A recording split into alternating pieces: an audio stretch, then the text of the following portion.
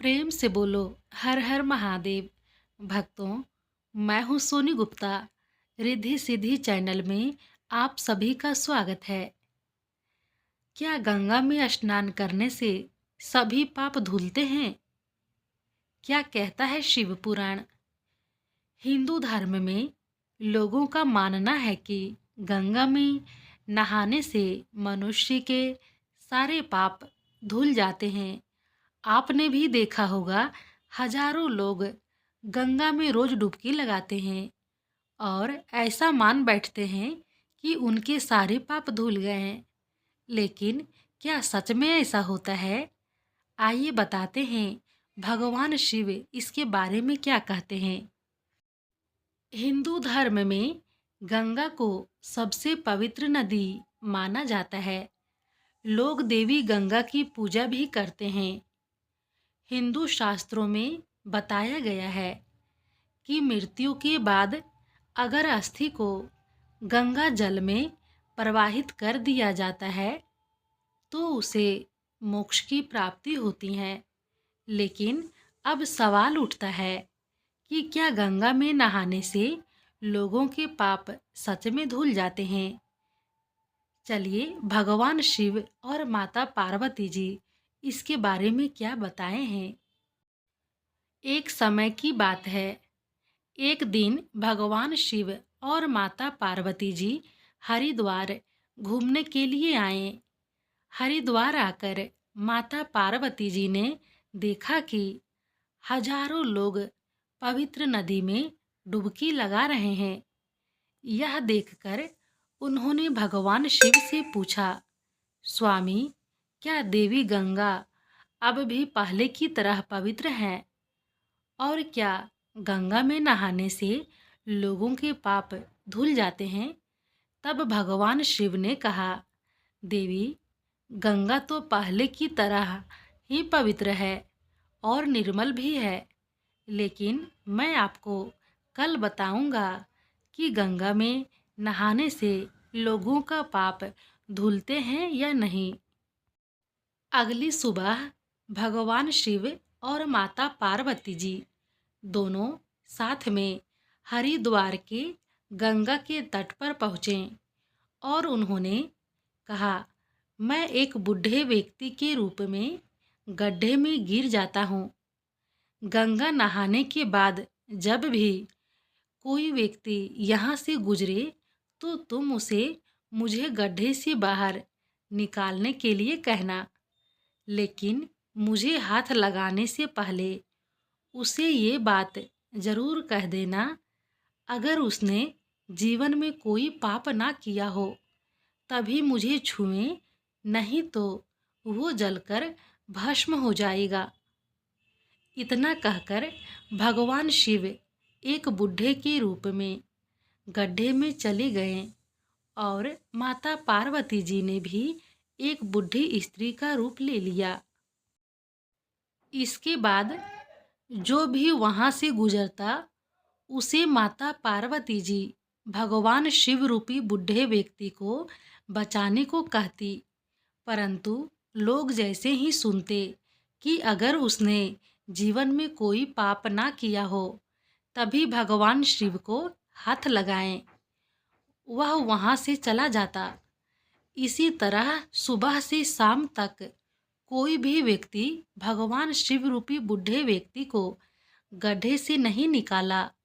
शाम को एक युवक वहाँ से हाथ में लोटा लिए गुजर रहा था तो उसे माता पार्वती जी ने रोका और कहा, ये मेरे पति हैं, उम्र होने के कारण गड्ढे में गिर गए हैं।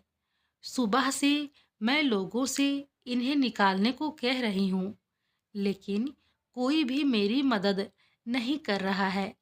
क्या तुम मेरी मदद करोगे? माता पार्वती जी की बातें सुनकर युवक ने कहा, माते, आप चिंता मत करिए, मैं अभी आपके पति को इस गड्ढे से बाहर निकालता हूँ। इसके बाद जैसे ही उस युवक ने लोटा रखकर भगवान शिव को निकालने के लिए आगे बढ़ा, माता पार्वती जी युवक से बोली, अगर तुमने जीवन में कोई पाप ना किया हो तभी मेरे पति को हाथ लगाना, नहीं तो अहीं पर जलकर भस्म हो जाओगे। माता पार्वती जी की यह बातें सुनकर युवक बोला, माते, क्या आपको मुझ पर संदेह है? मैं विश्वास के साथ कह सकता हूँ कि मैंने अपने जीवन में कोई पाप नहीं किया है। अगर अनजाने में कोई गलत काम मुझसे हो भी गया हो तो मैं गंगा जी में स्नान के बाद वो भी धुल गया होगा। इतना कहकर उस युवक ने भगवान शिव रूपी उस बूढ़े व्यक्ति को गड्ढे से बाहर निकाल दिया। यह देखकर भगवान शिव अपने असली रूप में प्रकट हो गए और उस युवक को ढेर सारा आशीर्वाद दिया। फिर युवक के जाने के बाद भगवान शिव ने माता पार्वती जी से कहा, हे देवी, इस युवक के गंगा में नहाने से सारे पाप धुल गए हैं, लेकिन सभी के पाप गंगा में नहाने के बाद भी नहीं धुलते हैं। गंगा में नहाने से तन का मैल तो धुल जाते हैं, लेकिन जो व्यक्ति मन को साफ कर गंगा में स्नान नहीं करता उसके पाप कभी नहीं धुलते। धार्मिक मान्यताओं के अनुसार गंगा स्नान से अनजाने में किए गए पाप धुल जाते हैं और मोक्ष की प्राप्ति होती है, लेकिन यह पापों से पूरी तरह खत्म नहीं करता, बल्कि मन को शुद्ध कर सत्कर्मों की ओर प्रेरित करता है। जानबूझकर किए गए पाप का फल भोगना ही पड़ता है और असली शुद्धि कर्मों, सच्चाई और अच्छे आचरण से होती है, ना कि सिर्फ गंगा स्नान से। हिंदू धर्म ग्रंथों जैसे देवी भागवत, शिव पुराण के अनुसार गंगा के दर्शन, स्पर्श और स्नान से पाप नष्ट होते हैं और आत्मा को शांति मिलती है। अनजाने पापों से मुक्ति शास्त्रों में कहा गया है कि गंगा स्नान से वे पाप मिटते हैं जो अज्ञानता या भूलवश किया गया हो। मोक्ष का मार्ग, यह मान्यता है कि गंगा स्नान के बाद मोक्ष की ओर ले जाता है और आध्यात्मिक शक्ति को बढ़ाता है।